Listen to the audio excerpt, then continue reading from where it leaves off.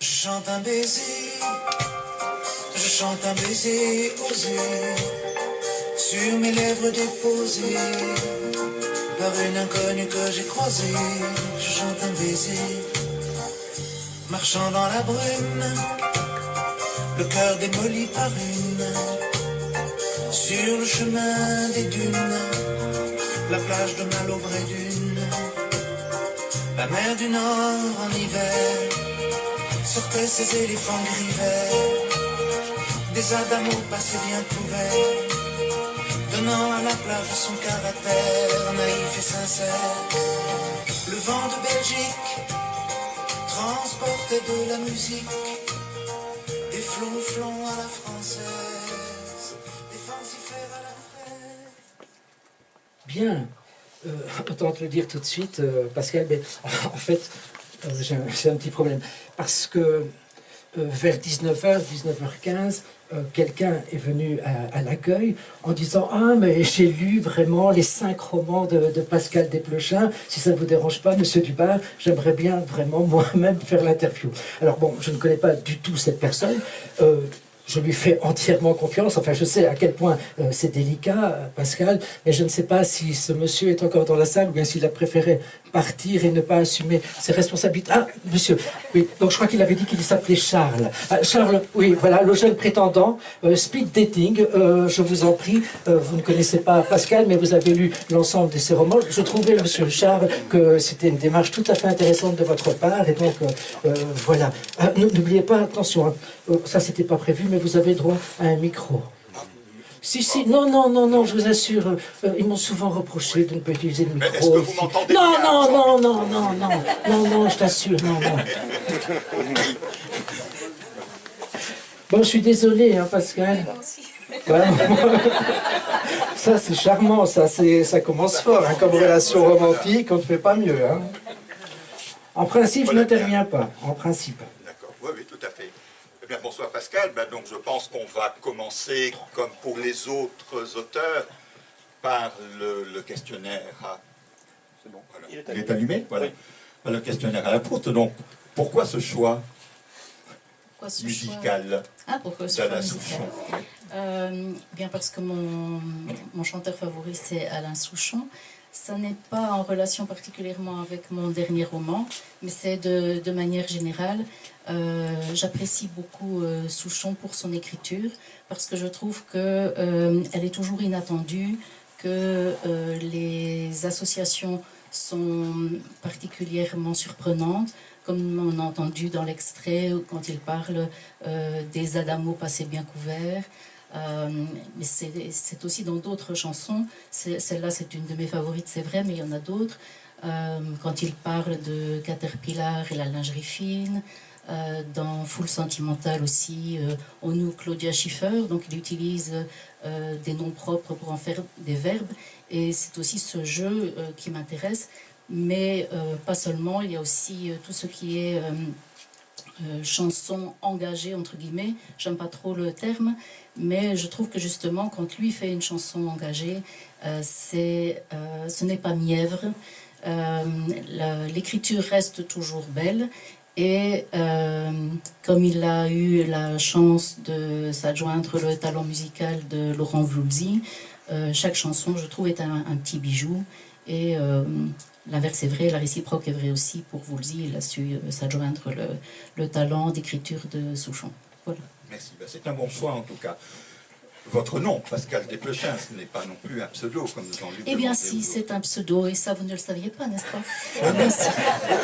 Waouh, ce n'est pas vrai. surprise, surprise. Ah. Vous êtes né à Tournai. Vous habitez à Caen. Votre formation? J'ai fait une licence en langue germanique. Et votre profession? J'étais professeur de langue, particulièrement d'anglais, principalement les dernières années, mais je suis à la retraite depuis 4 ans. À la retraite depuis 4 ans? Oui. Vos écrivains préférés sont? En ce qui concerne les romans policiers, puisque c'est plus mon domaine, j'écris des thrillers. Je dirais que j'aime beaucoup Agatha Christie, parce que c'est l'auteur de mon enfance qui m'a permis de découvrir les romans policiers. Également Ruth Randall, donc des autrices anglaises de romans policiers, mais également des auteurs scandinaves. Mais je crois que Jean-Luc ne l'aurait pas dit comme ça. Non, je n'ai pas cette prononciation-là. Recommence, s'il Ruth Randall. Ruth Randall. Tu t'exerceras après. Je m'exercerai. J'aime aussi les auteurs scandinaves. Et à côté de ça, je ne lis pas que des romans policiers. Je suis en train de lire par exemple La Maison vide de Mauvigné. C'est superbe. J'aime beaucoup c'est extraordinaire. Aussi Pierre Lemaître dont on parlait tout à l'heure. J'ai lu relativement récemment American Dirt de Janine Cummins. Là c'est plus des romans en soi, ça ne veut pas dire que je connais particulièrement les auteurs. Bien, merci. Et vos héros de littérature sont également des héros de littérature policière? Oui, Sherlock Holmes par exemple, les personnages d'Agatha Christie bien sûr, mais également aussi le roi Arthur, les légendes arthuriennes. Quand on dit héros, c'est à ça que ça me fait penser. Voilà. Les personnalités mortes qui forcent votre admiration? C'est amusant parce que j'avais pensé aussi à Gandhi, et probablement pour la même raison que Daniel. Et sinon, en ce qui concerne la littérature policière, la littérature de manière plus générale, je pense aux autrices romantiques anglaises comme Jane Austen, les sœurs Brontë, etc.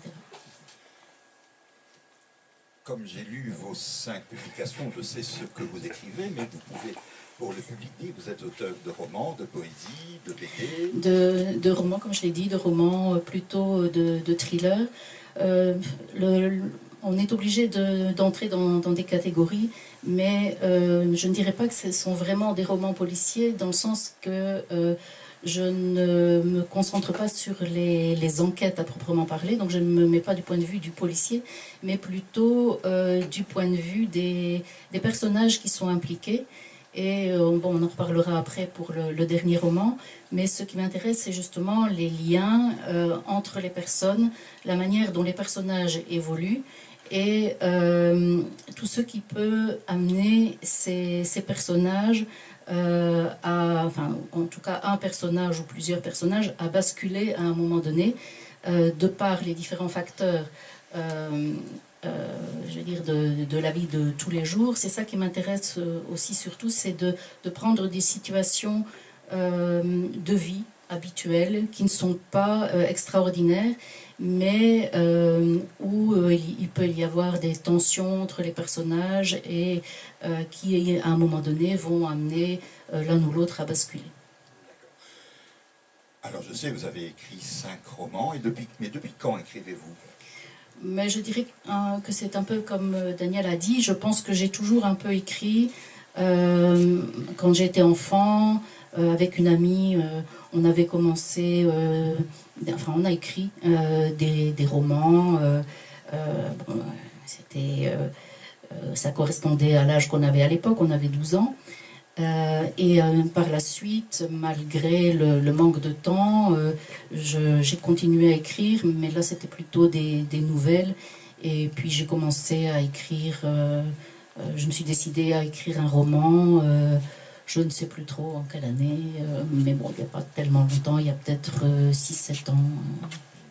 Monsieur le Président, n'hésitez pas à l'interrompre et peut-être donner peut-être un essentiel au dernier roman de Pascal Descamps. Parce que si vous êtes comme ça par la suite, lorsque vous marierez, je pense quand même que ça posera des problèmes, semble-t-il. Enfin, eh bien, nous allons directement aller à l'essentiel, donc votre dernier roman, Les fils de Larentelle. Exactement. Le titre déjà m'a intrigué. Même si vous en parlez brièvement avant le roman lui-même, pouvez-vous expliquer pour le public ici présent ce qu'est une arentelle? Une arentelle, c'est une toile d'araignée.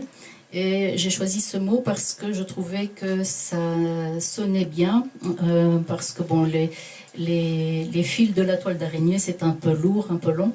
Et j'avais pensé au terme arnitoile que tout le monde connaît dans la région puisque c'est du Picard. Mais de ce côté-ci de la Manche.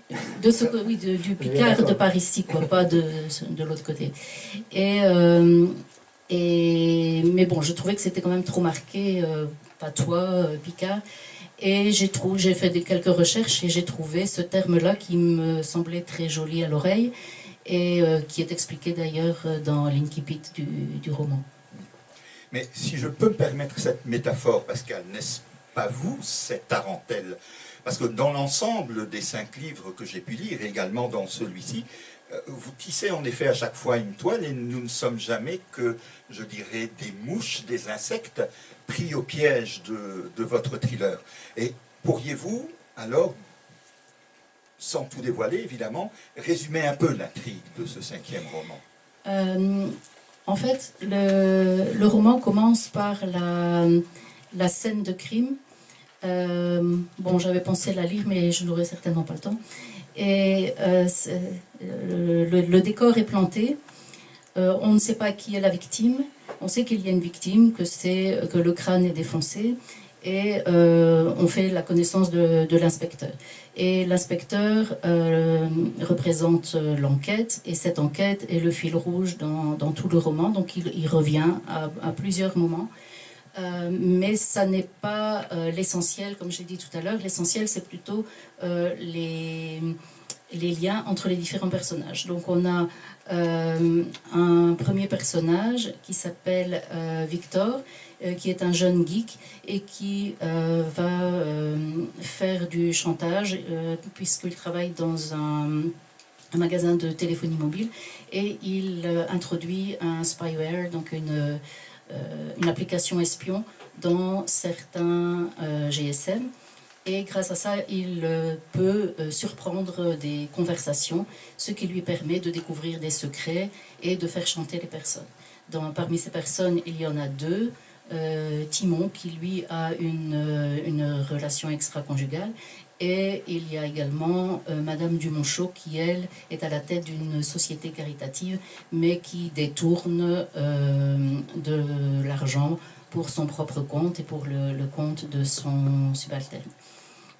D'un autre côté, il y a Iseu, qui est une mère très possessive, qui est fille-mère, et pour qui son fils représente tout, et qui vit mal le fait que son fils grandisse, mais tout en étant très fier parce qu'il fait la médecine. Ensuite, lui, qui s'appelle Eneko, commence à avoir des difficultés à admettre les intrusions de sa mère dans sa vie, notamment depuis qu'il est amoureux d'Élise. Et Élise, elle, a déjà un vécu. Elle rentre avec difficulté dans cette relation avec Eneko parce que 10 ans plus tôt, elle a provoqué le décès de son mari lors d'un accident de voiture parce qu'elle était ivre. Et donc tous ces personnages entrent à un moment donné en contact et vivent des expériences. On ne sait pas au départ, on ne sait pas quels sont les liens qui unissent certains personnages. Et c'est sans doute frustrant, mais je crois que je vais vous interrompre parce que il a osé. Mais c'est beau ça. D'autres questions que j'aimerais vraiment vous poser.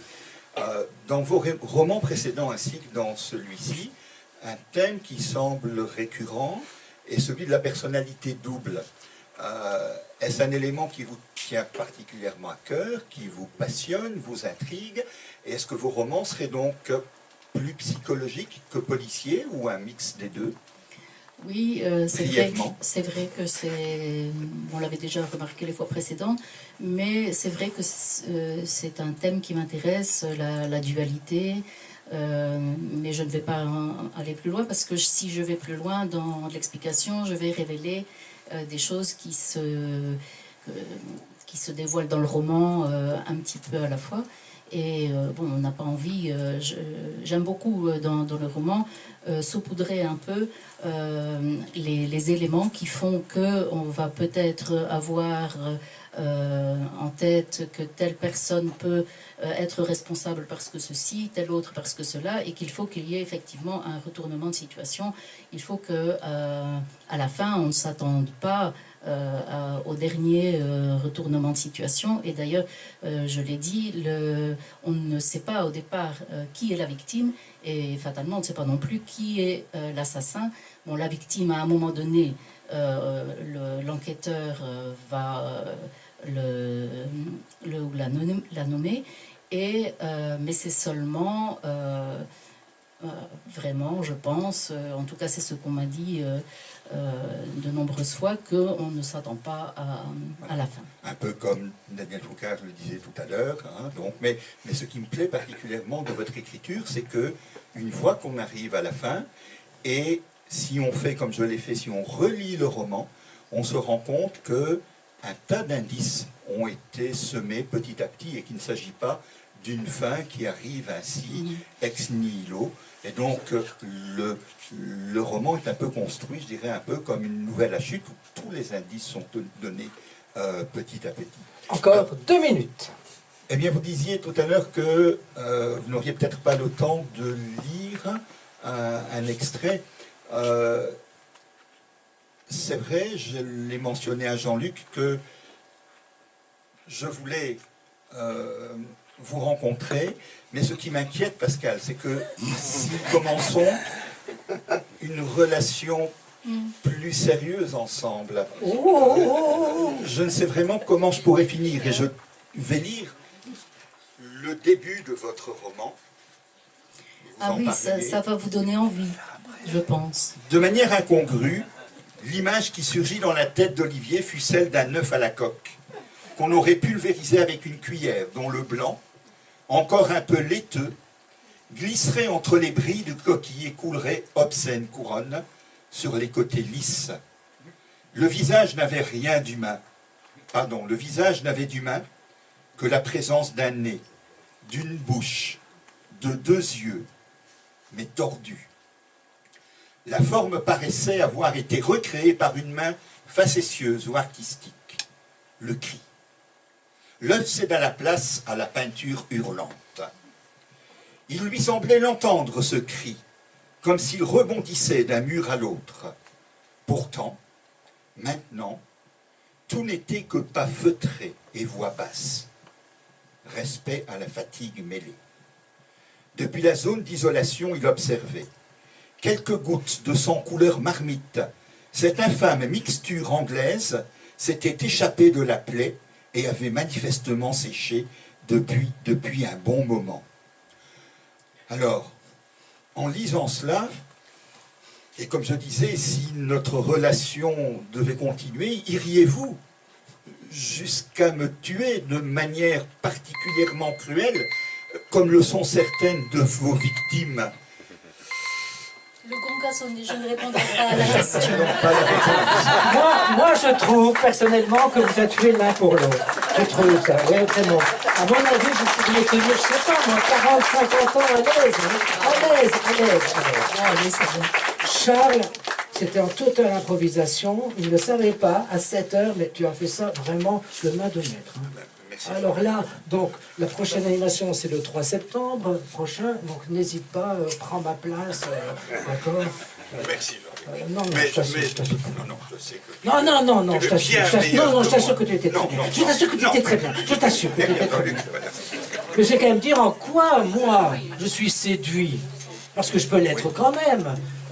C'est pas un amour possessif, ah si, c'est quand même des amours possessifs hein, avec toi. Si.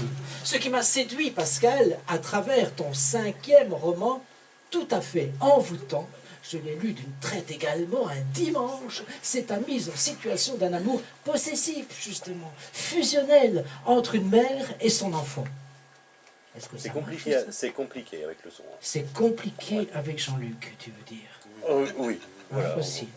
Ce qui m'a séduit, Pascal, à travers ton 5e roman tout à fait envoûtant, c'est ta mise en situation d'un amour possessif. Je t'aime comme je t'ai comme je t'aime. Tiens, c'est ça peut-être la définition d'un amour possessif fusionnel entre une mère et son enfant. Tu nous fais réfléchir aussi sur le caractère psychotique et même mortifère, morbide, des relations toxiques de certaines relations humaines, sur le travail finalement jamais achevé de deuil, sur le thème du double, Charles en a parlé, sur la vérité et le mensonge, pour n'en citer que quelques-uns. Bref, comme à ton habitude, mais dans une écriture que je trouve plus resserrée, plus efficace encore, tu brodes, tu tisses un écheveau, un enchevêtrement de vie que l'arentelle, que l'araignée vient fatalement, inévitablement dévorer. Et effectivement, la chute, comme pour Daniel, est tout à fait surprenante. Un tout grand merci, Pascal. Je sais que tu es déçu, que ton mari te déçoit souvent. D'accord, moi, je ne te veux pas déçu, mais bon, voilà, c'est comme ça, c'est la vie, il faut pouvoir l'accepter, Pascal.